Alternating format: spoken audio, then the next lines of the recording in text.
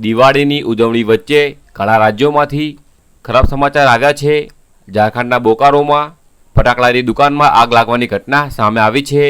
દિલ્હીના દ્વારકામાં ફટાકડા ફોડવાને કારણે બસમાં આગ લાગતા 2 વ્યક્તિઓ દાઝી ગઈ હતી। તે સમયે આંધ્રપ્રદેશના એલુરુ શહેરમાં વિસ્ફોટને કારણે ફટાકડાથી ભરેલા 2 વ્હીલર પર સવાર એક વ્યક્તિનું મોત થયું હતું। ઝારખંડના બોકારોમાં સ્ટીલ સિટી પોલીસ સ્ટેશન વિસ્તારમાં ગરગા બ્રિજ પાસે ફટાકડાની દુકાનો બળીને રાખ થઈ ગઈ હતી। આગ એટલી ગંભીર હતી કે થોડી જ વારમાં 66 દુકાનો બળીને રાખ થઈ ગઈ હતી। આ ઘટનામાં મોટું નુકસાન થયું છે।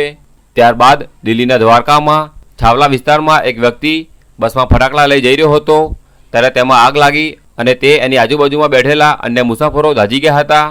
ઘટનાની માહિતી મળતા પોલીસ ઘટના સ્થળે પહોંચી હતી।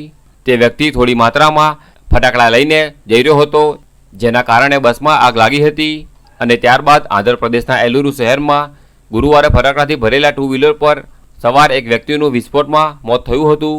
2 માણસો દિવાળીની ઉજવણી માટે ખરીદેલા ફટાકડાથી ભરેલી થેલી લઈને ડુંગળી બોમ્બ અને અન્ય ફટાકડાથી ભરેલી બેગ રસ્તા પર પડતા વિસ્ફોટ થયો હતો જેના કારણે બાઇક સવારનું ઘટના સ્થળે મોત થયું હતું।